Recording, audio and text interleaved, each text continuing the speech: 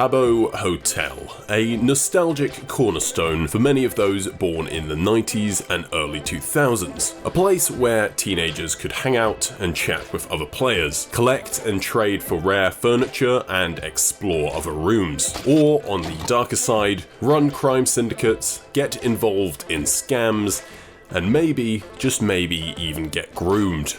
Many were drawn to the game due to its trading, in-game economy, and social features, and at its peak, Habbo had 32 hotels open across various countries, each one having its own unique look and culture. Interacting with those geographically close to you meant the game had an inbuilt sense of community that players just couldn't find anywhere else. Because of this, for many the game is a fond memory. However, for others the tale is a little different, as over the 24 years of Habbo's lifetime, the game has become synonymous with the range of many scandals, dramas, and controversies that have littered its history, as the developers have made increasingly misguided changes to the game. So today, let's go on a journey and dive into the series of controversies that Habbo has gotten itself into over the years.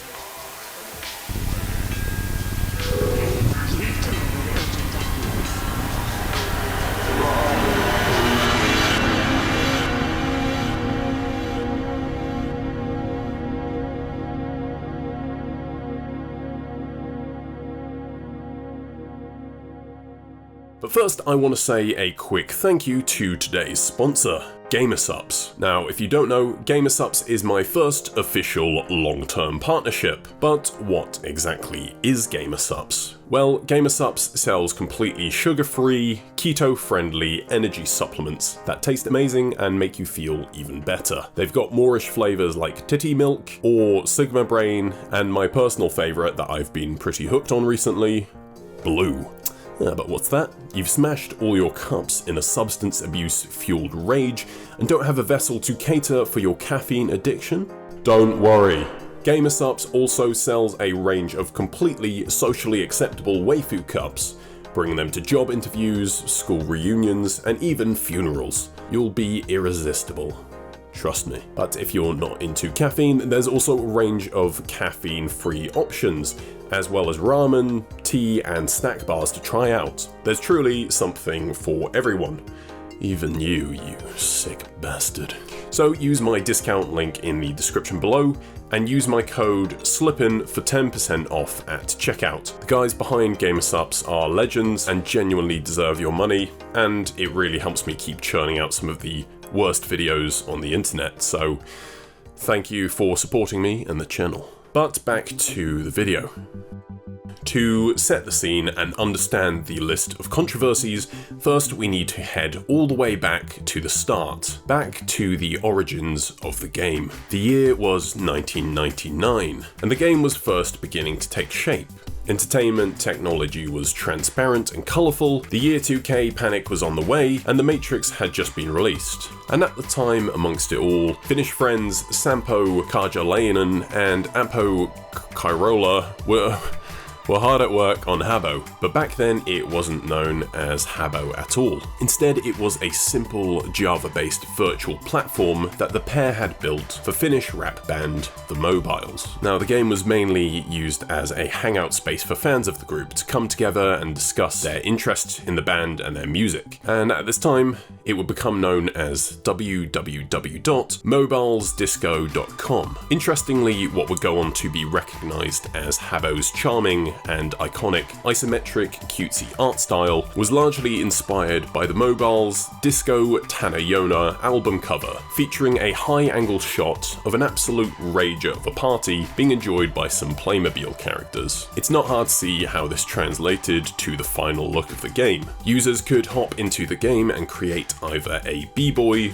or a fly girl, terms which would almost seem ironic now, but at the time were presumably completely sincere. sincere, reflecting just how different the music culture was at the time. So the game consisted of 2 rooms where brief snippets of the mobile's music would play. Despite the game consisting of just these 2 rooms and essentially being a glorified chat room, Sampo and Appo would quickly realise that they had gold on their hands, when soon non-fans began to flood into the game, just using it to chat about general life. They seized the opportunity and evolved mobiledisco.com by creating an international version. But soon the pair would truly capitalise on their newfound success, and their next move was to give the game a broader commercial appeal by turning it into Hotel Kulturkala. Aimed at young adults, Hotel Kulturkala, or Hotel Goldfish in English, offered a virtual online dating experience. This was a collab between Kulturkala and Matchum.com, a popular online dating service at the time.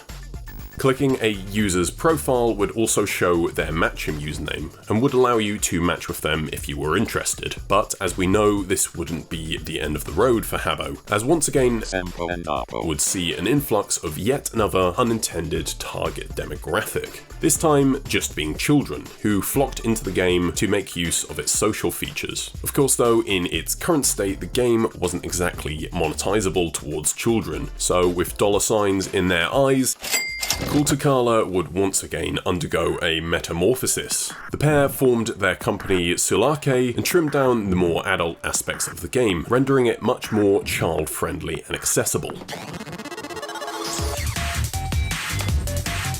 It's happening right here, right now in Habbo Hotel. The ultimate hangout place on the planet, packed with friends. See you in Habbo Hotel. Where else? Soon the game had evolved into Habbo Hotel as we know it today, a virtual chat room aimed at teenagers 13+ who were just a bit too old for Club Baby and weren't quite ready to dip their toes into the sordid world of Second Life just yet. Ugh. Players could hang out, customize their avatars, and decorate the rooms, as well as check out the rooms of other players. And at this point, it was absolutely unholy how popular Habbo had become. Back when social media was far less prevalent, the notion of a virtual hotel where you could hang out with your friends and make new ones brought a lot of players to the game in droves, especially now with the ability to deck your room out with materialistic guff and gloat about it to said friends. In 2008, the 100 millionth Habbo was created in the UK, signifying just how much of a cash cow the game had become at the time. Aside from talking with friends, collecting rare furniture or Fernie dominated all aspects of Habbo culture. And when I say that Fernie was important in Habbo, Jesus Christ, do I mean it. At the heart of nearly every controversy lays a connection somewhere down the line to Fernie. Players would quite literally do anything to obtain it, which leads us into our first controversy.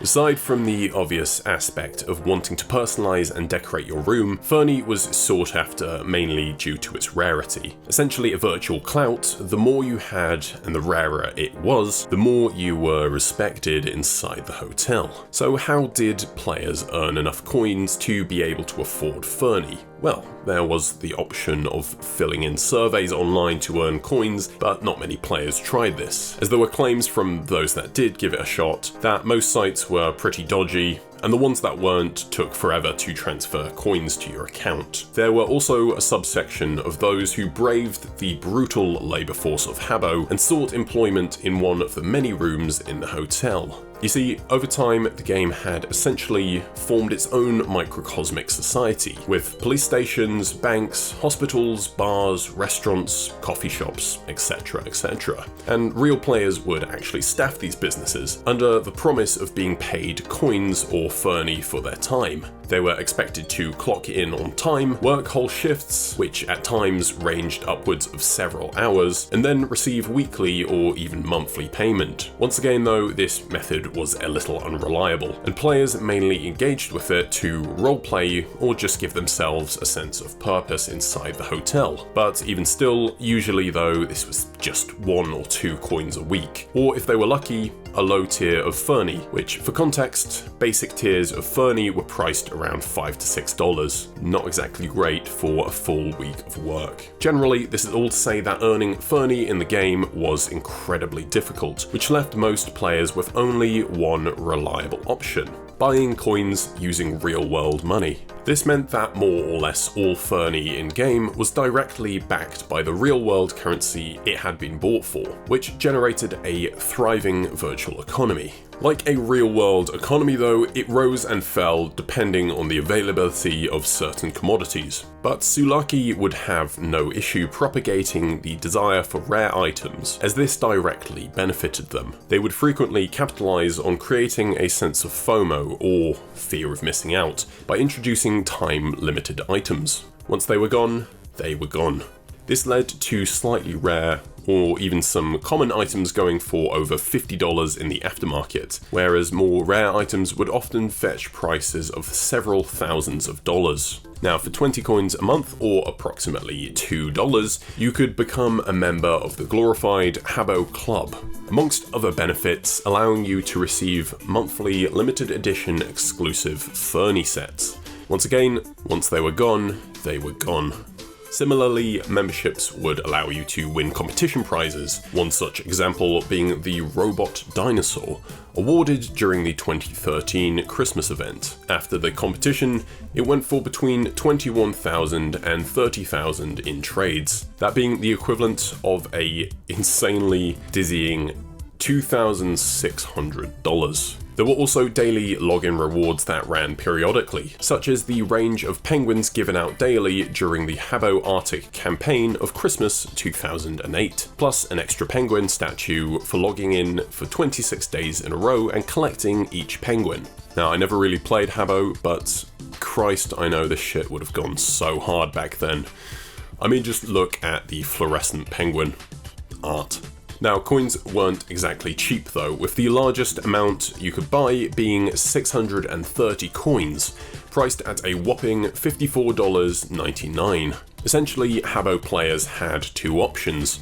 First, begging their parents, and if that failed, begging other players for the 20 coins needed for membership.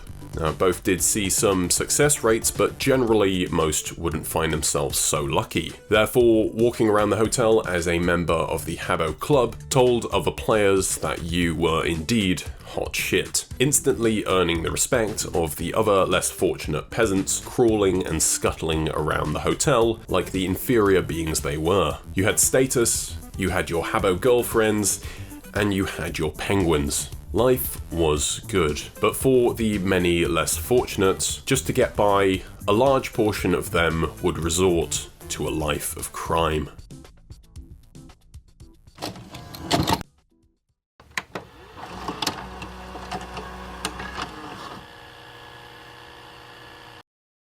Arguably one of Habbo's most controversial elements was Sulaki's allowance of widespread gambling and scams throughout the hotel. Casino rooms would become a huge staple of Habbo's community, with the economy thriving because of it. Games included Wheel of Fortune, dice, and spinning bottles, all chance-based games. And these games could only be entered using credits or Fernie. Essentially, unless you were very lucky and had been gifted furniture or coins, there was no way to participate without dropping a hell of a lot of real-world money. Games worked the same as in real life, with players buying into the game using their coins or Fernie. If they won, they would receive the prize pool along with their items back, and this was a problem for two reasons. One, it encouraged children to gamble, and two, it gave way to tons of malicious scams. Now, while most casinos were legit, some owners hired dealers to help them run their scams. Once players had placed their bets, either the dealer would win and keep the player's items, or the player would win and the dealer would exit the room, therefore preventing the player from winning back their items along with the prize pool. Another popular scam involved the game Falling Furniture, which was essentially musical chairs. The host of the room would randomly drop sittable objects into the room, and the last player to be seated would lose. However, if you got a large enough group of pals together, you and your chums could enter a Falling Furniture game along with one or two other random players. players. Once bets had been placed, one player in your devious little group would actually play the game, while the rest would wait for a piece of furniture to fall before spamming trade requests, invites, and messages at the other 1 or 2 players, halting them in place and therefore making them unable to sit down in time. Your group would win, claim the losing player's items, then you could divide the profits amongst each other and rinse and repeat. There were more legit ways to screw players over, and I do use the term legit very loosely here. If a player lost a game, they could pay to stay, essentially bribing the host not to kick them. Once there were only 2 contestants left at the end of the game, the loser could pay even more to the host for rev, meaning revenge, which essentially equated to a bidding war. Even if the original winner had earned his or her victory legitimately, if they weren't willing to match the bribe of the loser would then go on to win the game and take the prize pool with them. Hypothetically, once you had scammed or bought your way into owning enough coins or ferny, you could outbid any other player and endlessly win games. Once satisfied, you could then use your winnings to go big time and become a casino owner yourself, buying gambling games, hiring dealers, and even decorating your room to suit. Casino owners would rake in colossal profits, contributing significantly to Habbo's virtual economy. Aside from the social aspects and trading, gambling was pretty much the main gameplay element of the hotels, as the game had no real combat or minigames to speak of. It was so ingrained into the hotel's culture that Sulake would willingly turn a blind eye to it. Well, not even that. Gambling was so lucrative to Habbo's economy that it was in Sulake's best interest to nurture a materialistic marketplace and allow casinos to operate. That was until Habbo was told that if gambling was to continue, they would need to impose an 18+ rating on the game, which obviously they didn't want to do. In 2013, the Danish Ministry of Taxation would play a critical role in the closure of the Danish hotel, after they forced Sulake to remove the Wheel of Fortune, Dice Master, and Hollow Dice games from the hotel. Both in protest and outrage, the majority of the Danish player base would go on to quit the game for good, deciding that they'd rather not play at all than live in a hotel with no gambling. On the 29th of April 2015, this led finally to the closure of the Danish hotel. You are dead! Not a big surprise! Which since has stayed shut. But what about the other hotels? Well, on the 7th of April 2014, Sulake had announced an international ban on gambling with a limit of only 3 chance-based items allowed per room. Adding any more would render all of the existing chance-based items unusable and for decorative purposes only. As a result, casinos would begin to crumble, with popular rare ferny that was once used as status symbols inside casinos, such as the throne and golden dragon, quickly plummeting in value overnight. However, the tenacious Habbo player base would find ways to continue to gamble without being detected by Sulake.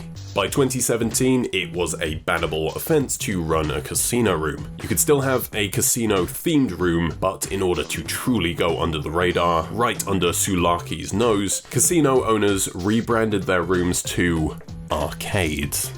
Wink wink, and would make use of the Wired feature introduced in the game in October of 2010 to make their own random chance games. This is really crafty because Wired worked in the same way as Redstone from Minecraft, for example, allowing users to create their own ghoulishly deranged casino games. This meant that no 2 Wired games were alike, making them much harder to detect by Habbo staff. Now, it goes without saying that at this point, Sulake were losing their fucking minds. For them, it was a delicate game of adhering strictly to legislation in order to avoid any more unwanted controversies or lawsuits, all while propagating the Habbo economy in order to keep making money. To accomplish this, they would uphold the value of commodities through creating artificial rarities. Super rares would cost around $50, whereas ultra and arcane rares would lean more into that just fucking insane $500 plus price range. Lots of factors could determine an item's value. For example, items added earlier into the game's lifespan would gradually become more desirable, as there was no longer any way to get them. Additionally, more and more old players who own them became inactive, leaving them to collect dust in their old accounts and essentially be lost forever. In 2006, however, Sulake had flown a little too close to the sun and had oversaturated the market with rares, causing their value to rapidly decline. In turn, many players left the game, frustrated that their items had tanked so massively in value.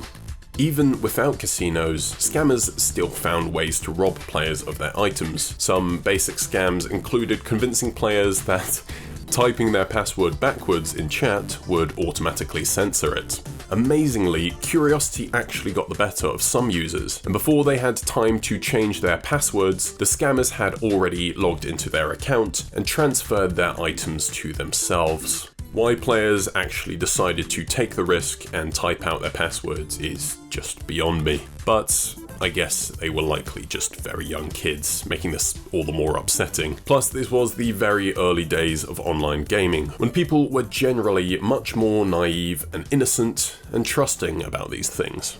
Virtual grave robbing was also very prominent at the time, given the simplicity of most passwords, and on top of that, owners of super rares, approximately $50 plus, and ultra and arcane rares, $500 plus, were publicly listed online. These factors meant that the process of finding accounts that actually owned rare items and then hacking into them was very, very easy.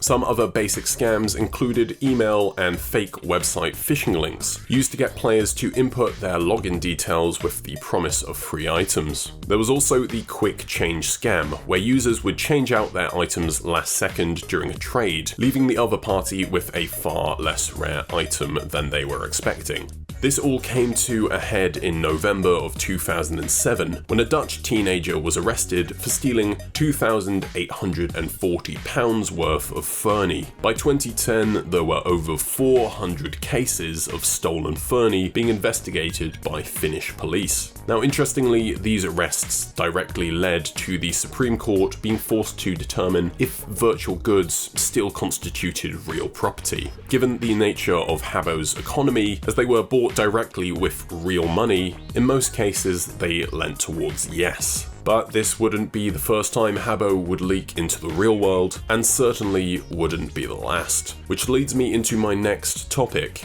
one you've probably heard of before. I am, of course, talking about the infamous pools closed raids.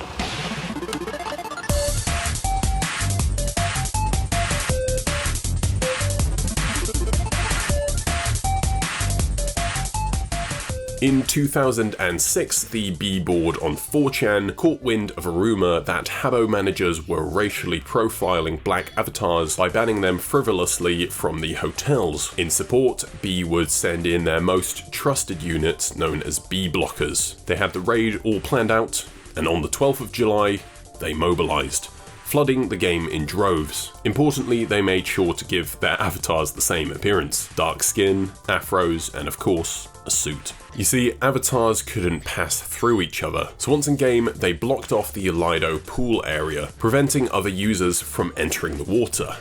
Why?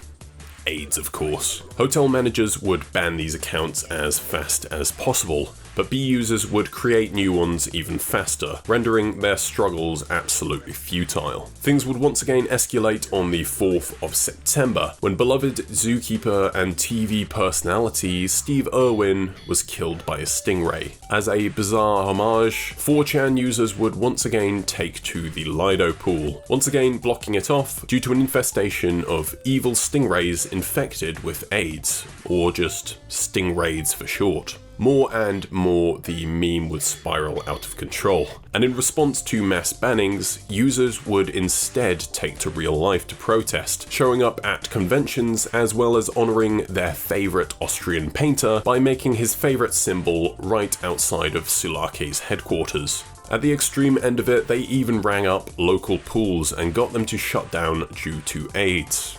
One of the standard procedures is we need you to go ahead and put a sign outside the pool and tell them why it's closed. Right, we're doing that right now. Pool's closed due to AIDS, actually. Do we have to specify age? I mean... Yes. There was one woman, however, who wasn't laughing. A joke is when two people laugh. I'm not laughing. This is Mary Alice Altorfer, a Texan woman who had stumbled across a pools closed sign at her local pool and, outraged, took the story straight to the news. In doing so, Mary had become a target for 4chan, who doxed her and spammed her with pools closed calls. Hello, Mary.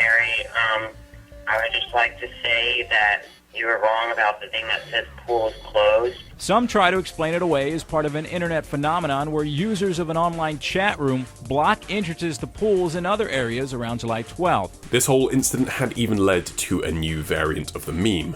Pools open. It's a picture of me with an afro. During our interview, Altorfer learned of a second flyer at the pool. Hopefully, when they get tired of making fun of a grandma, they will find something better to do, something good and worthwhile with their time. Fun fact, the person who hung up this poster was never found. After this, the movement would begin to lose steam, and in 2009, Sulake updated the game, so now players could walk through each other, tarnishing 4chan's ability to actually stop other players from entering the pool. After this, things really dropped off. There was still some residual raid attempts featuring skinheads, communists, and gingers, but nothing quite lived up to the hilarity of the original raids, so over time, things fizzled out. Although there are still some occasional raids made to this very day.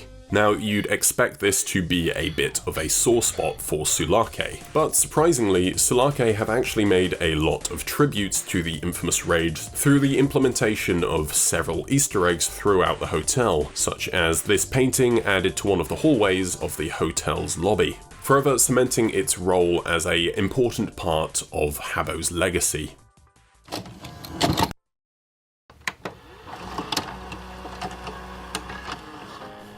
Okay, so remember right at the start of this video where I mentioned that players were drawn to Habbo due to its trading, economy, and importantly, the ability to interact with those geographically close to you. Well, throw all of that in the trash because it's time for the great Habbo Hotel merge. In 2010, Sulake decided to merge all English-speaking hotels into one sickening homogeneous glob. At face value, it's easy enough to understand that by smooshing the hotels together, they removed some of the regional and cultural relatability of the game. Whole hotels had certain in-jokes or cultural references. All of that was lost when the hotels collided, which straight off the bat was enough to lose quite a lot of players. There was also the fact that alongside the merge, photographs were removed from the game, forever purging priceless memories players had from their playtime. But this is where things get truly deranged. Each hotel had their own in-game economy, their own desirable items, different qualities of rare furny. So when hotels collided, some items suddenly became worthless, whereas others skyrocketed in value. Because of the annoyance of this, some players didn't even bother to migrate their account when the merge came, causing their accounts to be deleted permanently. Of those that did migrate, a substantial chunk had completely cashed out their items, causing rapid inflation and further decreasing the player base of the game. And finally, as a result of all these frustrations, the hotel had become a pretty hostile and racist environment, with certain players harassing and bullying those from other countries, viewing them to be the source of their problems. Unsurprisingly, these tensions caused many to follow with those before them and abandon the game altogether. But nothing could prepare Sulake and the Habbo community for the absolute cataclysm that was about to come to the player base.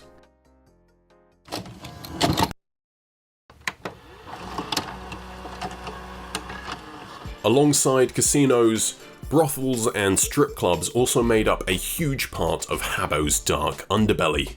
Players could act out sexual exchanges by detailing in chat what they were doing. Things like lap dances and sex were often performed inside the hotel and had been a known problem since the start of the game. And given Habbo's predominantly child-based audience, this was not only concerning but lured a lot of unsavory people to the game, looking to exploit the game's young, largely unsupervised player base. Perfect for all of the Jared Fogels out there.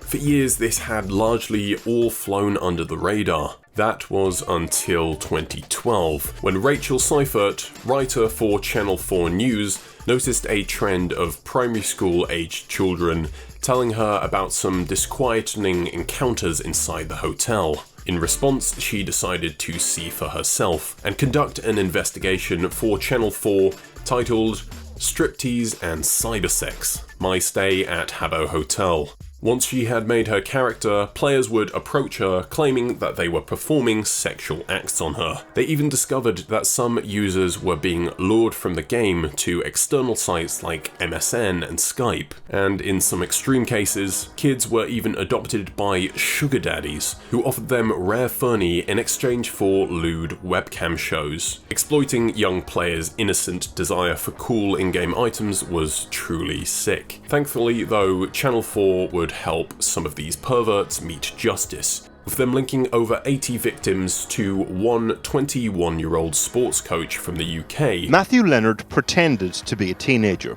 He befriended a girl on Habbo Hotel. He said he'd buy her furniture. Matthew Leonard was in fact in his early 20s. Who was promptly arrested and jailed for 7 years. Not everyone was happy about Channel 4's actions though. Their investigation had blown the lid off the previously shrouded dark side of Habbo. Soon after the report, big sponsors pulled their funding, retailers such as Game and WH Smith's took gift cards off store shelves, and there was a mass exodus of players leaving the game due to safety concerns of their parents. Naturally, this upset a lot of players who became very angry at Channel 4, as they were aware of the game's dangers but understood how to stay safe from them, and generally viewed the darker aspects of Habbo as part of their escapism. Young users have let us know very directly that we've ruined their fun, so we thought we'd invite them to make their case. I think people are angry because it has been the best part of 10 years that Habbo's been going on, and within a week Channel 4 have managed to basically tear that down and expose it and basically just take away everyone's place and just tear it down and divide it. Paul Lafontaine, Solake's chief executive, told Channel 4, however, that Habbo's moderation and safeguarding procedures includes employing more than 225 moderators, tracking some 70 million lines of conversations globally every day on a 24/7 basis. Still though, this would fall on deaf ears, as the damage had already been done. What followed was the start of the Dark Ages for Habbo, ushered in by the Great Mute, an event which occurred across every hotel starting on the 13th of June 2012. Not a sound was heard across the entire game for 23 whole days, as all of the chat features and interactions would remain disabled while Solake worked on improving moderation. During this time, Habbos would gather in popular rooms, holding torches in protest of the mute. A new meme was even made to commemorate the occasion. Pools closed, this time due to pedos. And finally, on the 6th of July, the skies had cleared and the Great Mute had ended. And by golly, we were so back. Only we weren't, as the game had returned in a sorry, neutered state. More gambling games were gone, and even jumping from the pool's diving board was removed for some reason. But most importantly, the chat had been filtered to oblivion. Swear words were censored, now replaced with the word boba, as were numbers, so that users couldn't share their ages or addresses. Now, I'm not saying that there shouldn't have been steps to make Habbo more safe, but the game had become a shadow of its former self, and the numbers reflected that. The player base had more or less been chopped in half, as it went from 9 million monthly visitors prior to the scandal to just 4 million after. Now that's still obviously a lot of players, but Christ, 5 million players gone for good just like that, seemingly overnight. Of course, the game still looked like Habbo, but the essence, the life, the danger, and the soul of what made the game so great was gone. This truly was the beginning of the end for Habbo, and what came next would be the final nail in the coffin.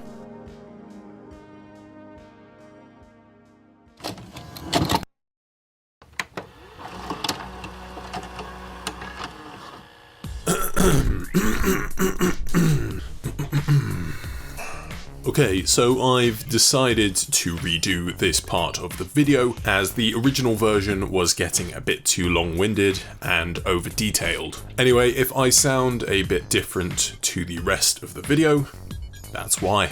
But there are still some important details I want to share about Habbo's lifespan between the end of the Great Mute back in 2012 and today. So we're just gonna speed run things really quick to wrap up. Generally, after the Great Unmute, the game did see its dark ages with steady but low player numbers. It's mainly from 2020 onwards where Habbo's condition has become more or less critical. The lockdown in 2020 brought with it a 213% increase in the player count due to people being stuck inside with nothing better to do, looking for that classic Habbo nostalgic fix. This kickstarted a new economic boom for the game, but due to false rumours of trading being removed in the coming month of October, more or less every player rushed to sell their items, causing mass inflation. Some even listed their items on the market, not with the intention of actually selling them, but simply causing market disruption. Solake looked at this and thought, you know what we need? Taxes, and so made players incur a fee for selling their items. Of course, the player base wasn't too happy about this. During this time, Flash was also being discontinued, and the game was in the process of being ported over to Unity. Much in keeping with the theme of this video, of course, things had to go wrong with that too. Here's a text-to-speech Japanese woman to read out a list of all the issues with the new version of the game. Tons of bugs, texture glitches, missing items, missing features, no official means to report bugs, some users being completely unable to log in, tax, on selling phony on the market. Also, try to report any of these issues to the devs on Twitter, and guess what? You're blocked, buddy. Nothing personal, kid. The community said, hang on a minute, that's not fair. And so they organised a boycott under the hashtag #SaveHabbo, along with a document detailing changes they wanted to see, such as the removal of taxes as well as general fixes to the game. Oh yeah, and did I mention that this whole protest was planned to last only 72 hours? So Solake simply waited for 72 hours and foiled the plans of the community once again, like they were some kind of Scooby-Doo villains. Oh, rattlesnakes, said the community, and gave up. But YouTuber Quackity said, not so fast, Solake, let me fill the game with raids and spam staff emails, and also overload Habbo sites and force them to be taken down. And after several weeks of this, Solake said, okay fine, you win, and made the requested changes. And then Habbo was back to its good old self, only now partially rotted, with flies buzzing around it, and with a mere fraction of its former player base. There's also some other nonsense to touch on. In September of 2021, Solake added NFTs in the form of unique avatars. They also released Habbo Origins, meant to imitate the original 2005 version of the game. Generally, the game has around 1.5k players active each day, which honestly could be better. Regardless, Habbo's had a pretty long and storied life, with lots of goofs and gaffes, some funny, some more just disgusting. It's pretty easy to say Habbo will never quite reach the peaks it once soared to, but clearly there are some die-hard veterans still willing to stick about and see what happens to the game. Now, I don't want to make Habbo out to have been this awful cesspit. It's clear a lot of people had great times with the game, and and sometimes I wish I'd done more than simply dabble in it. Despite all of the potential risks and hazards that came with the game, it looked like an all-round fun and pretty chill experience. But either way, it's been fun to dive back into a game that, while not directly nostalgic, definitely represents an overall more nostalgic and simpler time. Well, that's everything for today. Thank you so much for watching. Don't forget to check out my link in the description to check out Gamer Supps and use my discount code SLIPPIN for 10% off at checkout. Don't let your boss catch you without your waifu cup. Also, just an update, after this video I am going back to shorter videos on the channel.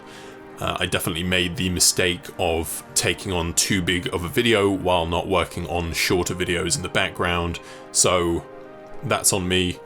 But we should be back to a regular upload schedule pretty soon. Thanks once again for watching, and as always, until next time.